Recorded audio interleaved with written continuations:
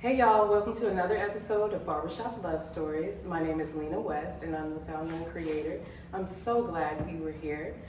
Today my very special guest is Sid. Hello, Sid. Hello. So Sid and I worked together a few years ago, and I just feel like he's got a lot of interesting thoughts, and so we're gonna explore that today. Sid, tell us a little bit about your origin story, how you met your wife. Because you've been married for about 10 years, right? Yes, 10 years. I met my wife a number of times before I really met my wife. Really? So the long story is my wife is a friend of my brother's baby mother. So, Okay. and that's the first time I met her. She was a person that came around during our family events. Mm-hmm. And so I met her the first time, just, hey, how you doing? And because I was married already the first time I met her. Okay. So we had no eye contact as far as relationship things. So, and the second time we met, it was maybe my daughter, my niece was about 5 years old. We was at the city park. Mm-hmm. And we was having another event, and I met her and talked to her then, and we had a conversation per se, but it wasn't something that was long. It was some short conversation, and then the third time I met her is when I had a different look. What does that mean? You grew your She dreads kind out? of, she kind of caught my eye Uh-huh. per se, and probably it was at another family gathering. Mm-hmm. It was like probably from the first time I met her to then it had probably been 10 years apart. Really? Yeah, Wow. yeah. And so I separated from my first wife, but Mm-hmm. we were still married, Mm-hmm. but we were separated. So we were going through some things, and I had just got out of jail. So Okay. she was kind of interesting to me because I was lonely at the time, Uh-huh. trying to get away from a past relationship that I had problems in. Mm-hmm. And so I seen her. I had just had my daughter. Had my daughter with me. We was at a gathering, and she caught my eye in a different way that time because I was paying attention to the way she moved. Mm-hmm. Her dancing moves, her conversation, her laugh. Mm-hmm. You wouldn't even believe a person can attract you just by the way you laugh. Wow. And that was an attraction that she had to me at that time. So I didn't stay long because I had my daughter with me. So what I did was I, offered to give her my number, and she gave me a call the next day or whatever. Mm-hmm. She accepted, and then we here. Okay, now we're here. And 10 years later. That's so interesting because I feel like some people feel like it should have been immediate, that little feeling that you had. And the fact that it happened over time is very, very interesting to me. Well, I think that immediate feeling is just lust that you have for somebody. Okay. That's why I truly think that meeting people in certain places is gonna dictate how long you stay with them. So Now, like at a bar? if you meet a person at a bar, Mm-hmm. a club, that relationship don't last long because you gotta think about it. Before they got to that club or to that bar, they prepared to get to that point. They Mm-hmm. dressed up, they are a different person when they get to that bar Mm-hmm. than they are when they're at home. So, and the person that they meet in that bar or in that club is in the same position, male or female. Mm-hmm. They're in a different light. Like they done left their original body and they in another body because they done dressed up and now they probably intoxicated. And when you meet somebody in that state of mind, like it's just for pleasure. Hmm. Okay. That brings me to the fact that we had talked about, you said that a woman dictates how a man moves, or share that with me. They're responsible for a lot a man do. Not to put so much, on the female, but if a woman wants a man to be a certain way, Mm-hmm. they have to emphasize what they want out of him. If they accept, then there may be somebody that you can deal with. But if they don't accept what you give or what you say, then you may want to move forward with somebody else. But I'll give a good example. If I meet a woman and I'm able to have intercourse with her like within the first 5 days, I'm gonna look at her as being that the person I am, I'm gonna look at her as I can't deal with her. Not in a long-term relationship. Because who's to say she's not doing the same thing with somebody else? Okay. And they're gonna take the trust out of my heart with her. Even though I will accept, depending on the situation, but if I'm a true to myself, I shouldn't even accept. Okay. At what time point, or at what point will it lead to a relationship in your head? Would you say like after 90 days? I would say yeah. Yeah. At least 90. Okay. At least 90 days. So my wife that I'm, now with, she was adamant about not having intercourse, until we get to know each other. And I would say it took 6 months. But I was able to grow some type of respect for her as a female, as a woman, as a mother, because all of that makes a whole difference, makes a difference in that relationship, because she was able to hold back for that long and say she wanted to know me better as a person before we get into that. Because we had already been, 10 years ago, I was 37. I done had intercourse multiple times with multiple people. So that's something that you can't wait for, Right. in a relationship, because they're not gonna hold you back. Yeah, it's not like you're 20 and this is brand new, so Right. you don't jump in. Right. Yeah. Interesting. So like what to you, what is a good man? It's not one specific thing to make a man good. I can't say. I know what makes me who I am, and that's being honest, being faithful, being respectful, being hardworking, being able to willing to accept a person for who they are. Said there's a whole lot on the internet about traditional men. What can you tell us about that? What do you think? Well, it's just I don't tend to go to whatever's on the internet. I got to go from my heart and how I feel, because that traditional thing is like a 50-50. So if you give me 50% of you, I give you 50% of me. That's another 100% somewhere else.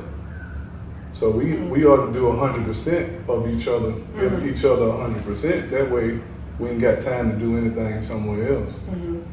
So that traditional thing it's not for everybody, because you got to think about, everybody's different. And if you go with whatever's on the internet, that means everybody trying to do the same thing. You can't bring a past relationship to the previous relationship. So if you were doing something then and it didn't work, so it's time to grow and do something different. So you're saying like if you had you were married twice. I mean, you're the same person somewhat. So the way that it would look traditionally would be different with each woman in each circumstance? My approach is different, because my first wife, I was 24, 25.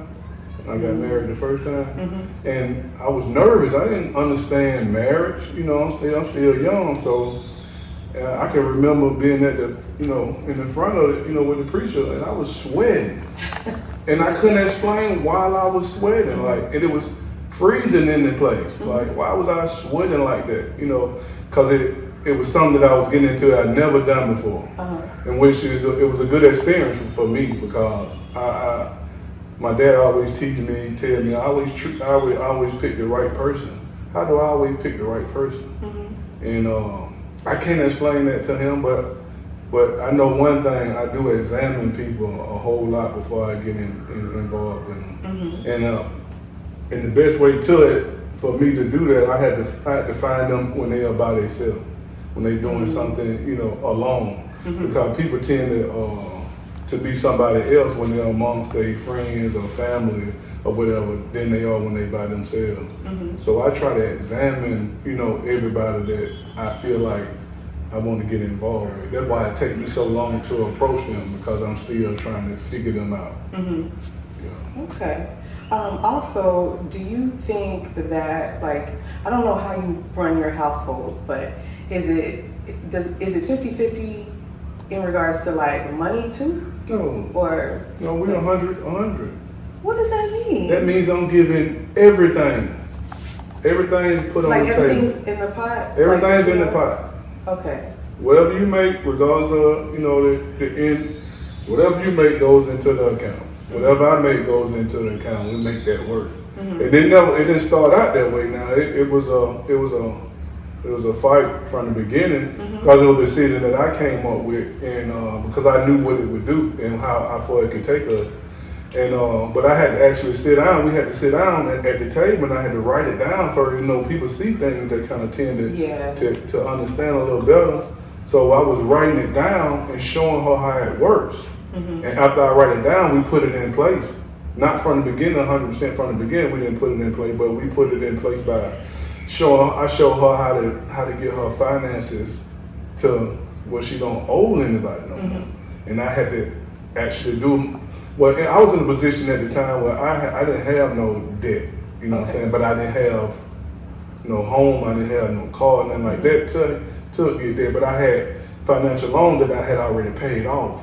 And it's that what showed me the way of how you do your finances. And I'm pretty good with numbers.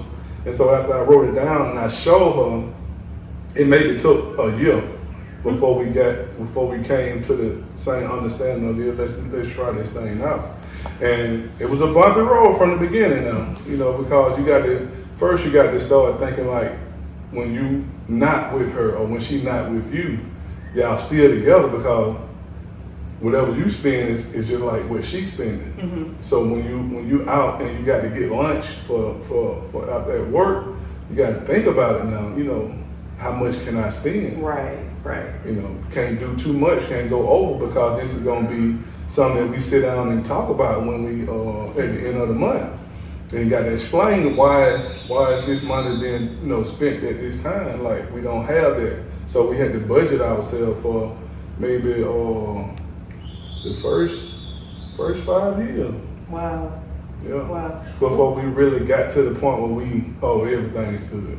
What would you advise a man whose wife isn't that submissive and like these things need to be taken care of? I mean, it sounds like she was, even though it was a little rough, she was more on the submissive side. She understanding. She's a very understanding person. So that's just something that you have to weigh out before you get involved with that person. You got to make sure that she's that person before you get involved with them. Is that a deal breaker? Would that have been a deal breaker? It is. Not that I'm not controlling, but it's just certain things that decisions need to be made by me. And finances was one of them, because I know I'm better at finance. It ain't got to be just because I'm the man. You got to, whoever you with in a relationship, you got to know who's a better person with finance, and you can tell by their past relationship with finance.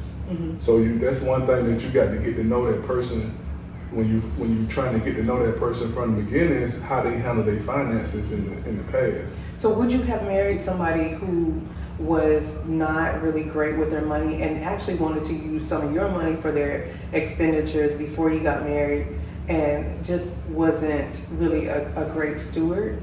Well, she wasn't so good with her finances. That's why she was in the position she was in. So you can't just have, you can have things that you want to, that person to be, but at the same time, everybody's not going to be the person that you want them to be. So you can mold them into that person, or they can mold you into whoever they want you to be. That would compromise come in at, okay, what are you willing to change in this relationship to make it better? That brings me to a question. How do you think that you changed in this relationship? Well, I was a person that everything, like whatever I wanted to do, how I wanted to do it, when I wanted to do it, man, I didn't have no obligations for nobody, but once I got with my wife now, she showed me how to be submissive. She showed me how to be compassionate.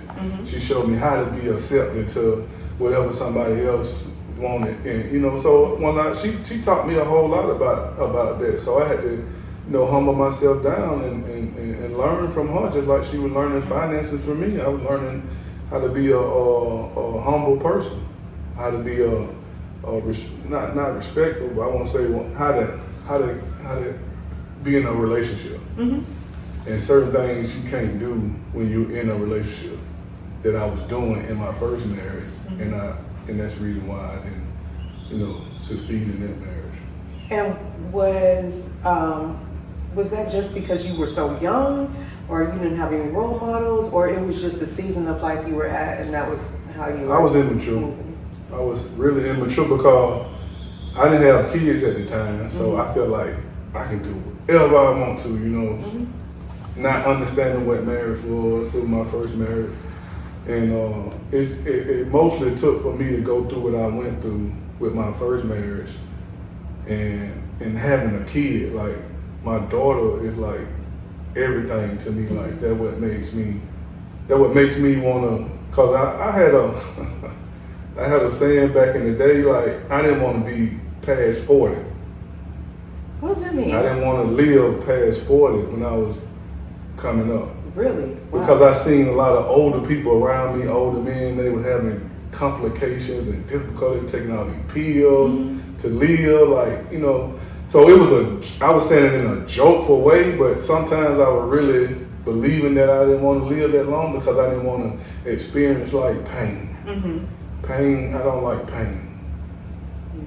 And so that was just something I was saying. I don't know how I say things that people say I shouldn't say because it means something to them, but it don't mean nothing to me. Like, I'm saying it not understanding that it may be affecting other people. Just saying it out of playful, give a joke, laugh, whatever. But so. I mean, you made it past 40 though. I made it past. Yeah. And my daughter was the reason. That's awesome. How old is she? She's 15 now. Wow, you got 3 more years. No, I got the rest of my life. You better tell the truth. Yeah. Look, these jokers around here, they still cash after me for requests. So, what would you advise someone who has who's bringing a child into a marriage, or just talk to me about like blended families? What's your experience with that?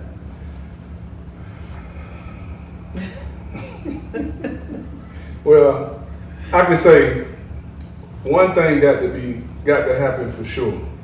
Is you and that person has to be on the same page as far as how you chastise the kids, as far as how you want to see that kid in some type of religion. Y'all got to be on one accord with everything about that child, especially in front of the child. Now, if you're gonna have discrepancies about it, when you begin to get in a relationship with somebody and the kid don't know you, you're gonna have some complication with that kid because they still want their father in their life. So us as a male figure that's coming in the house, we got to be able to accept that kid for what he want to, or she want to feel at that time. But we'll sit down and have a conversation with that kid. But me and that mother has to be on the same page about what we do decide how the process of having that kid in our life. I mean, in my life, because the kid gonna always be in the mother's life. But if you don't have that one accord, it's gonna be problems. Is that realistic though? It's realistic. Because I've heard that blended families, for them to blend well, it takes like over 10 years. Statistically. It may never happen. And that's true too. But you got to be able to accept that too, though, because you got to know. So I had this conversation with somebody, a couple of days ago about kids. Like, women are so protective of their sons, and they won't let go of their son if they got like if a male coming in and is not their father.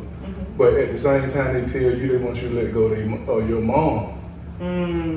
How you gonna want me to let go of my mom but you won't let go of your son. When you know your son gonna get his own family at one point in time. Yeah. So you got to be able to say, okay, let him be a man. Only way he gonna be a man if a woman take his hands off of him and let him make mistakes.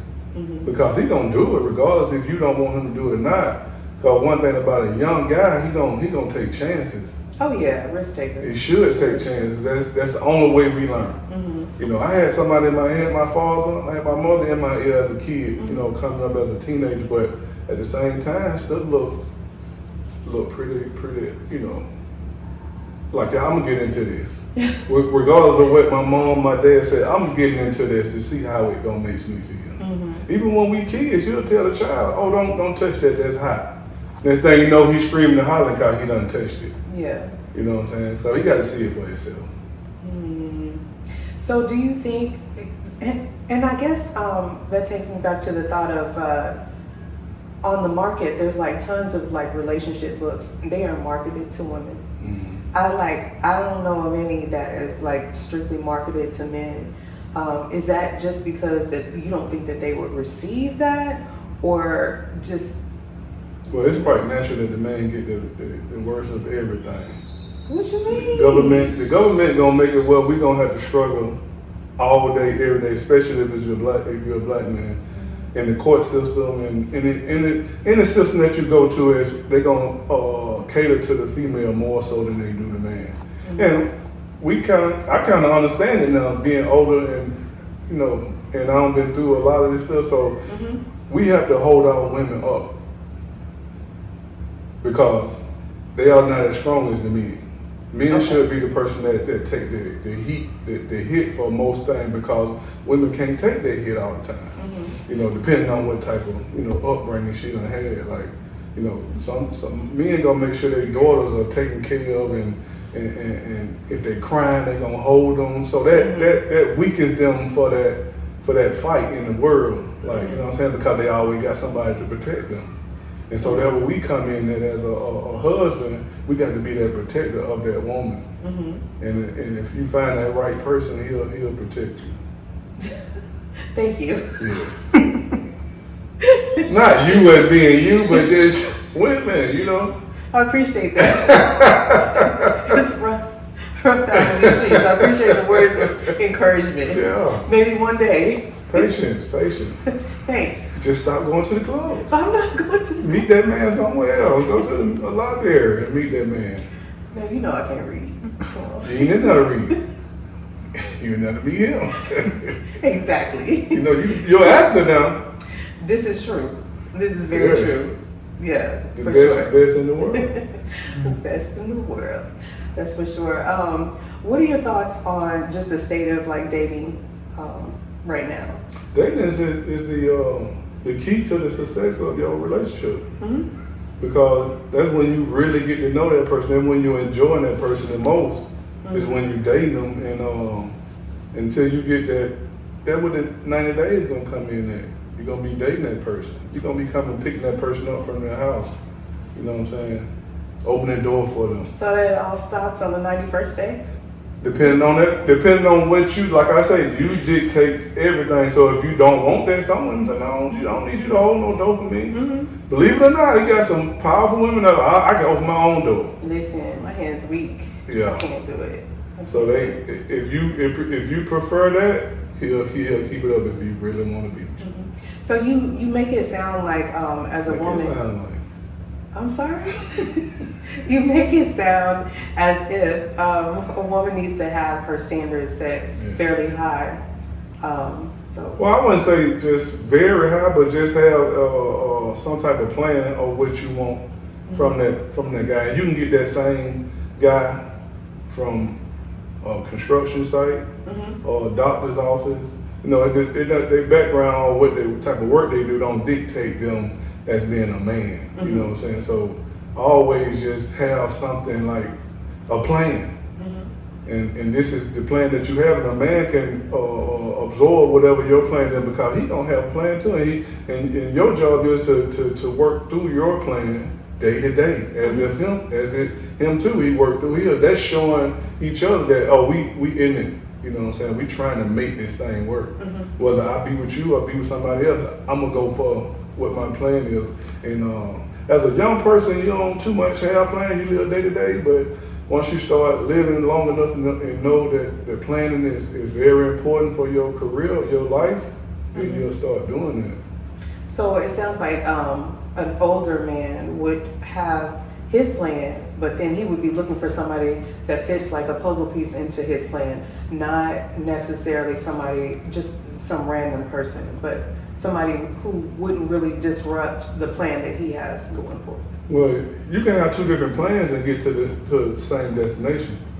You know, you just make sure y'all plan is coincide with each other, like, you know what I'm saying? Because the plan ain't nothing but saying, okay, in 10 years, I want to be financially stable. I want to, you know, be 10 more years into my career. Mm-hmm. And another thing about career, you know, you got to meet somebody that's faithful to their job.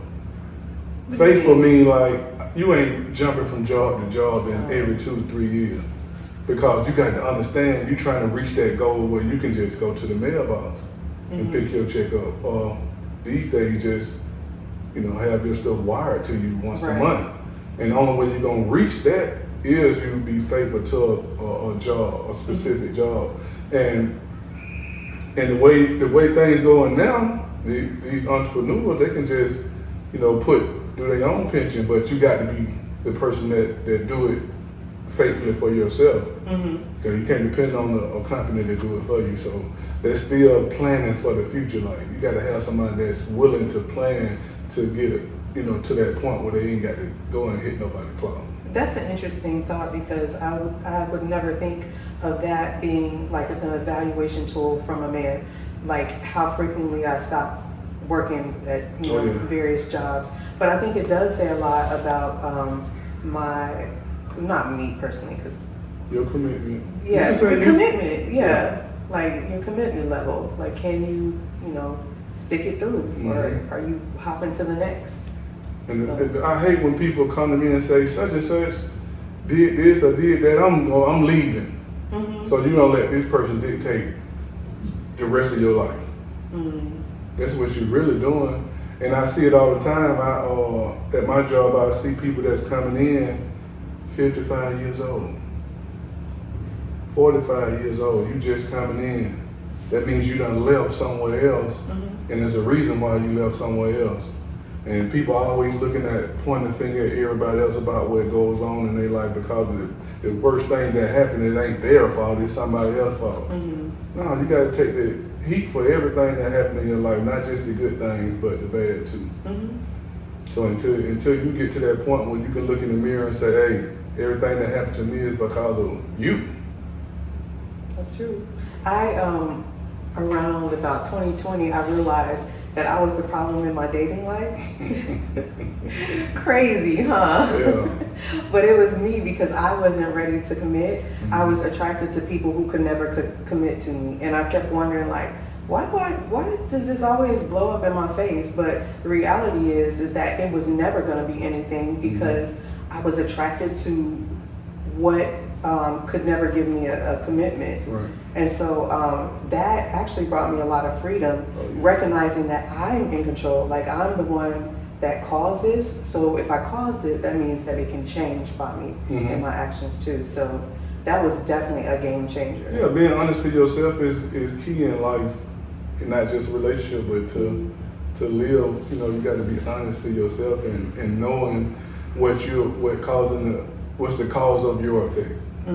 What's causing you to you're gonna take all the heat for all the good things that happen in your life. So why not look at the bad things and say, it got to be something I'm doing to put me in this situation, and figure it out. That's a step ahead. Like, that's growing in oneself to figure it out. Yeah, I definitely agree with that. What would you tell a young man who wants to get married? What advice would you give? And would you advise him to get married? I would advise him not to do it from the beginning. What is that? Until he understands what's the end goal. He got to know what the end goal is. He got to know how to commit. He got to know how to, like I said, like I learned, but it took for me to go through it twice to learn how to be compassionate, how to understand that, you know, it's certain things that you can't do, it's certain places you can't be, you know, and being in the club is giving opportunity for somebody else to be with you when you should be with your wife. You know, that's why you should wait at least to about 28 before you walk down the aisle, so you can get all that clubbing out of the way, all that staying out late out of the way. So when you get to that point of maturity, you want to understand that not only you but she too had to understand that, hey, you ain't doing nothing but being an opportunity in the club. And no matter, I know your intention may be to go to the club just to have a good time, and you ain't looking for no, whatever, but somebody's there looking for that, for you. And if you in your vulnerable stage, as far as, when you drinking and you with your friends and you just free, somebody see that and they watching it from a distance, and they gonna probably try to take advantage of that. Then now we in a situation as a couple. Yeah. Now I got to come and try to protect you, and next thing you know, I'm in jail. You may be in the hospital. Them bills that's piling up that we got to take care of, because I got to get out of jail just for that one night that you want to be out with your friend. So let's just try to get all that out the way at a young age. And so when you hit that marriage, and if y'all do it as a couple, go out. Okay. Go to a club, whatever, but don't go with a crowd, because in a crowd it changes who you are as a person. Not that it is bad, because everybody got a mask on when they leave their house. So, but if you just with you and your husband and your wife together, y'all are the same person that y'all were before y'all left, because y'all got a standard and y'all got a understanding. Yeah, well, I'm trying to be in the bed at 9, so, and that's not my cup of tea anyways. Yeah. But You won't believe how many people still in that club at 60. Night, Lord willing. Oh no. No, but Seth, thank you so much. I really appreciate you coming and sharing your thoughts and your views on Oh, yes. relationships. Glad to be here. Yeah, thank you.